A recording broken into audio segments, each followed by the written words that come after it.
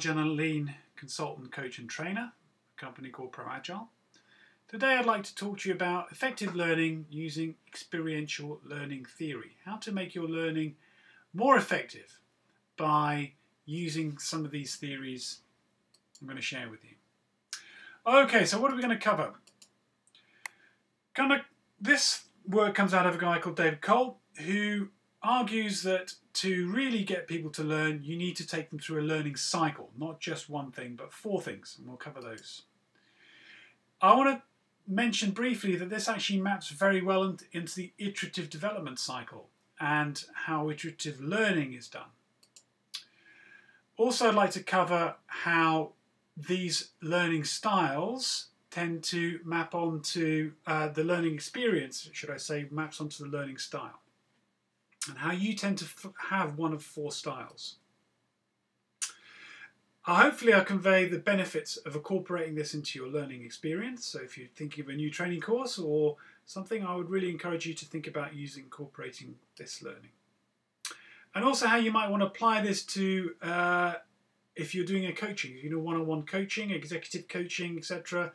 This is very useful in terms of tailoring your message to the individual. Okay, so let's look at the Kolb's experiential learning style. So David Kolb argued you really need 4 things to step people up in their understanding.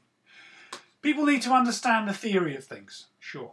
You have to give them theory, but that's not really enough. You have to give people a chance also to actively experiment, to have a go at doing it.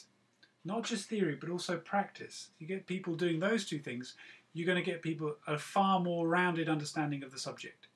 But also to relate this to concrete experience. And sometimes you start here, actually. Sometimes you relate to, that's the starting point. What do you know?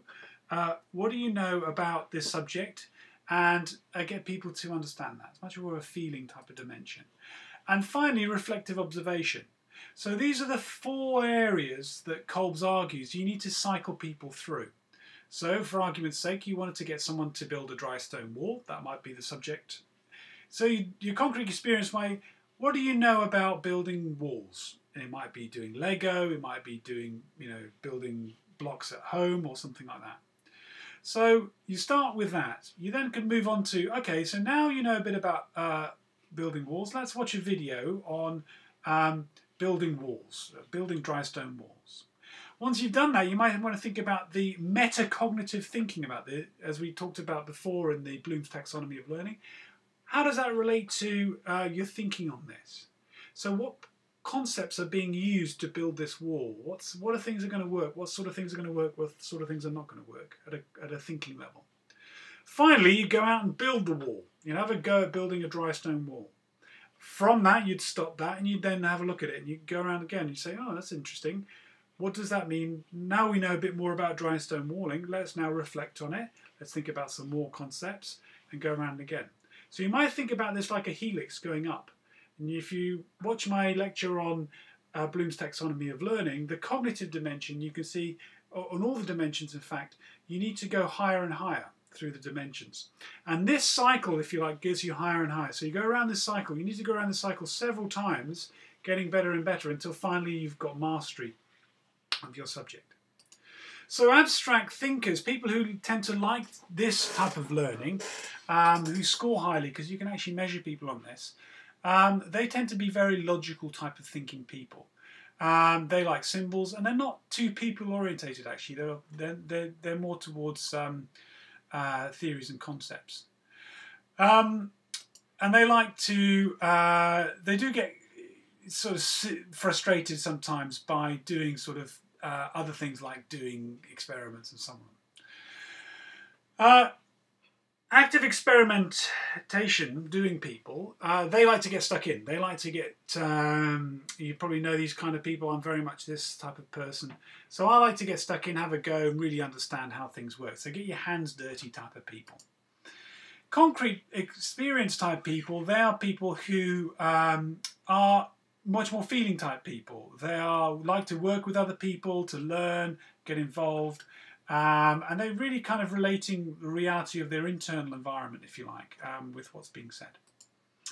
Reflective observation, that's really people who like to maybe sit at the back of a lecture theatre and watch. They like to watch, not jump in. So they look before they leap. These guys tend to leap before they look. So you can see there's a kind of continuum of perception of kind of doing. Here people are kind of wanting to get stuck in. Here they don't. Here you want to think about it. Here you feel about it. So they're kind of opposed to each other.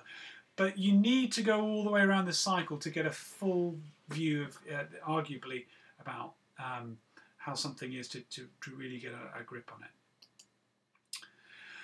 Okay, and this maps very well to the learning experience of Agile, actually. So the empirical process control that Deming came up with, that's seen in Scrum and other methodologies, plan, do, inspect, adapt. And this faster you go around this cycle, typically the faster you get up to the high level. So you think about this like a helix rather than just like a cycle. You're getting higher and higher up the skills, thinking and emotional levels the more you go around this cycle. Okay, so what you see here, moving on to the learning styles, is that this axis here between thinking and planning is really your perception continuum. So you might take a look at yourself and say, I'm much more of a thinker type person, or you're much more of a feeler type person. There's no right or wrong answer. If that's just the way you tend to perceive the world. And this is a more of a processing continuum. So how do you process stuff? Do you process stuff by doing, or do you process stuff by watching? Are you someone who prefers to watch, or are you someone who it tends to get stuck in? So you can see that you will tend to not generally be 50-50. You tend to have a bias towards one way or the other way in this continuum, and one way or the other way in that continuum, which means you'll fall into one of these four quadrants to a lesser or greater extent. So if you are someone who falls into who's a thinker and a doer, you're what's called a converger. And a converger is someone who's very good at making practical applications of ideas, good at using deductive reasoning and problem solving. Tend to be scientists, physicians, engineers. If you're someone who's a feeler and a doer, in other words, you like to get stuck in actively, and you're also very good with people, you tend to be someone more like a sales and nursing person, teaching person, someone who's action orientated. And again, there's no right and wrong answer. It's just the way you're biased to be, down to personality and character. But you're quick at making decisions, you're highly adaptable, and you're a polar opposite to the simulator. Again, these people tend to irritate you. Okay, more extroverted as well. Diverger, again, opposite to our converger, and the imaginative, you're good at coming up with ideas and seeing things from a different perspective. So you're able to view concrete situations from many perspectives, yeah, and generate many ideas, such as you're very good in brainstorming sessions. Okay. Someone who's in a simulator is someone who is in this quadrant here, who's a thinker and a watcher. So again, they're going to irritate accommodators. They're going to be of the opposite end. But they're people who are very good at coming up with theoretical models, inductive reasoning, these types of people. They're very good at understanding and creating theories, these kinds of people. A bit more introverted, but highly logical and theoretical type people. Very good sort of research and planning, applied sciences, mathematicians. You know the kind of type that would be in here. So when you're thinking about a coaching environment, you would think about, what I do is I send them in advance a spreadsheet which they fill out, and it generates this graph. And you tend to find the centre of gravity of the person. So this one here, for argument's sake, is a converger. So I wouldn't approach them with a diverger type strategy. Yeah, so I would think about something which has some experimentation in it, some doing stuff, and some thinking stuff. So that's where I would start. However, I would take them through the full cycle, but I would try and talk to them and relate to them at this level here, because it's kind of, that's a way that they perceive things and also process things. Okay, so that's a very brief canter through learning styles.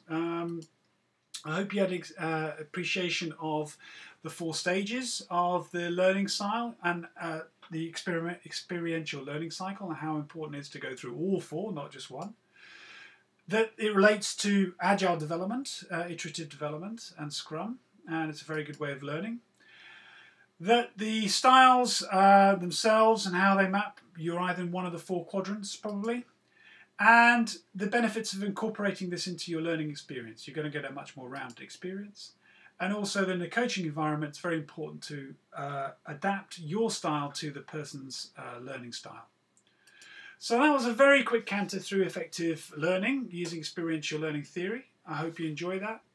If you have any questions, any thoughts, comments, I'll be delighted to hear from you. Thank you very much.